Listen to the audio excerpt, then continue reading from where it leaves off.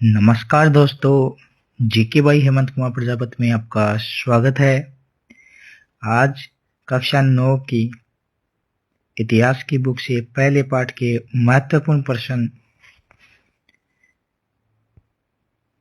पहला प्रश्न है, फ्रांसीसी क्रांति किस वर्ष शुरू हुई? फ्रांसीसी क्रांति 1789 में शुरू होती है। ध्यान में रखना, फ्रांसीसी क्रांति कब शुरू होती है? 1789। फ्रांसीसी क्रांति की शुरुआत जो होती है 1789 में होती है। फ्रांस का अंतिम सम्राट कौन था दोस्तों? तो लुई 16वां। एस्टेट्स जनरल क्या था? फ्रांस की परामर्श सभा जिसमें तीनों वर्गों के प्रतिनिधि होते थे। एस्टेट्स जनरल क्या था? फ्रांस की परामर्श सभा जिसमें तीनों वर्गों के प्रतिनिधि होते थे। तीसरे वर्ग में कौन लोग आते थे? तो किसान, मजदूर, व्यापारी, निम्न मध्यम वर्ग। तीसरे वर्ग में कौन लोग आते थे? किसान, मजदूर, व्यापारी, निम्न मध्यम वर्ग। बास्टील क्या था? बास्टील क्या था? एक कुख्यात जेल और शाही अत्याचार का प्रतीक थी। बास्टील क्या था? एक कुख्यात जेल और शाही अत्याचार का प्रतीक रही है। बास्टील किला कब गिराया गया?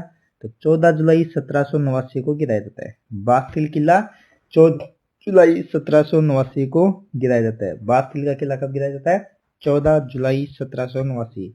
टेनिस कोर्ट शपथ क्या थी? प्रतिनिधियों की यह शपथ कि वे नया संविधान बनने तक सभा नहीं छोड़ेंगे। प्रतिनिधियों की यह शपथ थी कि ये नया संविधान बनने तक सभा नहीं छोड़ेंगे। टेनिस कोर्ट की शपथ थी। राष्ट्रीय सभा क्या है? तीसरे वर्ग द्वारा बनाई गई प्रतिनिधि संस्था थी राष्ट्रीय सभा। संविधानवाद का अर्थ क्या है? सरकार का संचालन संविधान के अनुसार होना संविधानवाद कहलाता है। सरकार का संचालन संविधान के अनुसार होना संविधानवाद कहलाता है। स्वतंत्रता, समानता, बंधुत्व किसका नारा है? फ्रांसीसी क्रांति का नारा है। फ्रांसीसी क्रांति का नारा बताइए। स्वतंत्रता, समानता, बंधुत्व। जैकोबिन क्लब का नेता कौन था? Maximilian Robespierre. जैकोबिन क्लब का नेता कौन था? Maximilian Robespierre. गिरोंडी कौन थे? फ्रांस में उदारवादी राजनीतिक समूह गिरोंडी कहलाता था। रॉबस्पियर किस समूह से जुड़ा था? जैकोबिन समूह। रॉबस्पियर किस समूह से जुड़ा था? जैकोबिन समूह। रॉबस्पियर का शासनकाल क्या कहलाता है? आतंक का शासन। रॉबस्पियर का शासन क्या कहलाता है? आतंक का शासन, ऑफ टेरर।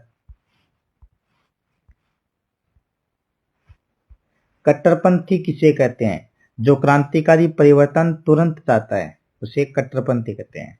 रेडिकल किसको कहेंगे? जो क्रांतिकारी परिवर्तन तुरंत चाहता है उसे रेडिकल या कट्टरपंथी कहते हैं। मानवाधिकार घोषणा पत्र कब जारी हुआ? मानवाधिकार घोषणा पत्र कब जारी होता है? 26 अगस्त 1789 को। फ्रांस की जनता पर कर क्यों बढ़ रहे थे? आर्थिक संकट और राज्य के कर्ज के कारण। निरंकुश राजतंत्र क्या है? जिसमें राजा के पास असीमित शक्ति हो। निरंकुश राजतंत्र का क्या है? जिसमें राजा के पास असीमित शक्ति हो। लुई 16वें की पत्नी कौन थी? मेरी एंटोनेट। मेरी एंटोनेट।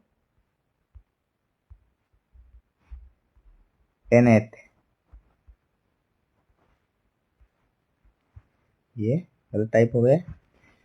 फ्रांस का क्रांतिकारी प्रतीक कौन सा पेड़ बना? ओक का पेड़। फ्रांस का क्रांतिकारी प्रतीक कौन सा बनता है? ओक का पेड़, liberty tree. Liberty tree. France की सामाजिक संरचना क्या थी? 3 वर्ग थे। पहला वर्ग पादरी, दूसरा वर्ग कुलीन, तीसरा वर्ग किसान, मजदूर, व्यापारी। फ्रांस की सामाजिक संरचना कैसी थी? पहला वर्ग पादरी, दूसरा वर्ग कुलीन, तीसरा वर्ग किसान, मजदूर, व्यापारी।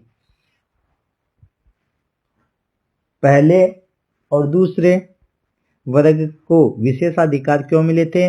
वे जन्म से उच्च वर्ग के थे और करों से मुक्त थे। पहले और दूसरे वर्ग के विशेषाधिकार क्यों मिले थे? क्योंकि वे जन्म से उच्च वर्ग के थे और करों से मुक्त थे।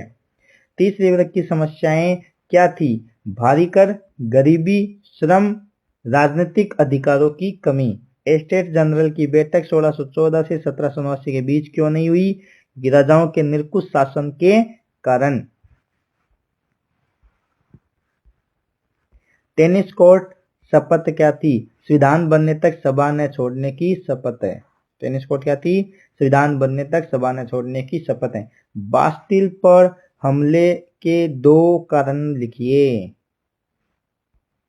बास्टिल पर हमले के 2 कारण, हथियार की आवश्यकता थी और शाही अत्याचार का प्रतीक होने के कारण।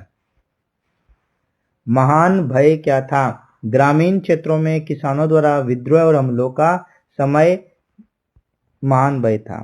मानवाधिकार घोषणा पत्र के सिद्धांत। स्वतंत्रता, समानता, संपत्ति, अभिव्यक्ति का अधिकार क्या कहलाता है? मानवाधिकार का घोषणा पत्र का सिद्धांत है। जैकोबिन क्लब की विशेषताएं। कट्टरपंथी, गरीबों का समर्थन, रॉबस्पियर का नेतृत्व। रॉबस्पियर की नीतियां कठोर क्यों थी?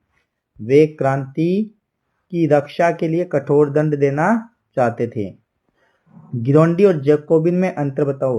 गिरोंडी तो आता है उदारवादी और जैकोबिन आता है कट्टरपंथी में। ठीक है, गिरोंडी आता है उदारवादी में और जैकोबिन आता है कट्टरपंथी में। किसानों के जीवन में आए परिवर्तन। सामंती कर समाप्त, भूमि अधिकार मिले। प्रत्यक्ष कर और अप्रत्यक्ष कर पर क्या है? प्रत्यक्ष कर सीधे नागरिकों पर, अप्रत्यक्ष कर वस्तुओं पर। यानी प्रत्यक्ष कर यानी सीधा, और किसके द्वारा? नागरिकों से। लेकिन अप्रत्यक्ष कर वस्तुओं पर वसूला जाता था। फ्रांस की आर्थिक संकट के कारण बताइए। युद्ध व्यय, विलासिता और कर्ज। फ्रांस का जो लुई 16वां राजा था, युद्ध वहां पर सहायता देता है अमेरिका को और अन्य को स्वतंत्र कराने में, विलासित जीवन जीता है और कर्ज में डूबा हुआ। रॉबस्पियर के पतन के कारण क्या थे? अत्यधिक कठोरता, जनता की नाराजगी। राष्ट्रीय सभा द्वारा किए गए सुधार बताओ। सामंती प्रथा का अंत, कर समानता, मानवाधिकार घोषणा। दास प्रथा कब समाप्त होती है? 1754 में। दास प्रथा कब समाप्त होती है? 1794 में। महिलाओं को मतदान अधिकार क्यों नहीं मिला? सरकार का मानना था कि महिलाएं नागरिक नहीं हैं। फ्रांसीसी क्रांति का विश्व पर प्रभाव। लोकतंत्र का प्रसार, मानवाधिकार का महत्व। फ्रांसीसी क्रांति का भारत पर प्रभाव बताओ। स्वतंत्रता, समानता के विचारों को बल मिला। भारतीय नेताओं ने प्रेरणा ली। रेन ऑफ टेरर क्या था? 1793-94 का समय जब रॉबस्पियर ने कठोर दंड दिए, उसको रेन ऑफ टेरर कहते हैं। पादरियों को क्यों हटाया गया? चर्च के विशेषाधिकार खत्म करने के लिए पादरियों को हटाया गया। राजशाही कब समाप्त होती है? 1792। 1792। संविधान 1751 की विशेषता बताओ। संवैधानिक राजतंत्र, शक्तियों का विभाजन कर दिया जाता है। रॉबस्पियर की मृत्यु कैसे हुई? 1794 में। उसका वध गिलोटिन से किया गया। फ्रांस में क्रांति के प्रमुख कारण बताइए। सामाजिक असमानता थी, आर्थिक संकट और दमनकारी कर। प्रबोधन आंदोलन, निरंकुश राजतंत्र। फ्रांस में क्रांति के प्रमुख कारण रहे हैं। तीनों वर्गों की तुलना। पहले 2 वर्ग विशेषाधिकार प्राप्त थे और तीसरा वर्ग कर बोझ में दबा। क्रांति की मुख्य घटनाएं बताइए। तो क्रांति की जो घटनाएं मुख्यतः है वो देख लीजिए। 1789 में बास्टिल का पतन होता है। मानवाधिकार और सामंती प्रथा समाप्त कर दी जाती है। 1791 में संविधान लागू हो जाता है। 1792 में गणतंत्र।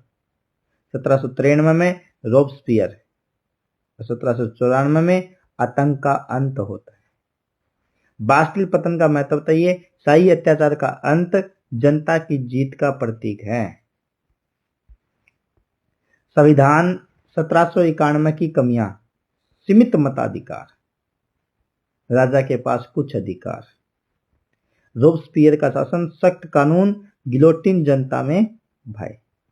क्रांति के सिद्धांतों का महत्व बताइए। लोकतंत्र की नींव, समानता का प्रसार। जैकोबिन क्लब, मजदूर वर्ग का प्रतिनिधि, रोबस्पियर का नेतृत्व, कठोर नीति। महिलाओं की भूमिका, रैलियां, क्लब, महंगाई विरोध, क्रांति में सक्रिय भागीदारी। दास प्रथा समाप्त क्यों हुई? समानता के सिद्धांतों के कारण। अर्थव्यवस्था पर प्रभाव, कर समानता, सामंती प्रथा खत्म और व्यापार वृद्धि। नेपोलियन का उदय, क्रांति के बाद राजनीतिक अस्थिरता से नेपोलियन उभरा। नेपोलियन का उदय का कारण क्या है? क्रांति के बाद राजनीतिक अस्थिरता से नेपोलियन उभरा। यूरोप पर प्रभाव, लोकतंत्र, राष्ट्रवाद, स्वतंत्रता आंदोलनों को प्रेरणा। क्या क्रांति सफल रही? सिद्धांत सफल रहे, पर शुरुआती हिंसा ने इसे अस्थिर बनाया। पुरानी शासन व्यवस्था की विशेषताएं, सामंती प्रथा, असमानता, करों का बोझ, राजतंत्र। क्रांति से पहले कर व्यवस्था कैसी थी? तीसरा वर्ग सबसे अधिक कर देता था, उच्च वर्ग मुक्त थे। दोनों वर्ग, जो पहला और दूसरा, वो कर ही नहीं देता था। किसान विद्रोह क्यों हुए? सामंती कर, अनाज की कमी और गरीबी। नेशनल कन्वेंशन क्या था? नई सभा जिसने 1792 में गणतंत्र घोषित किया।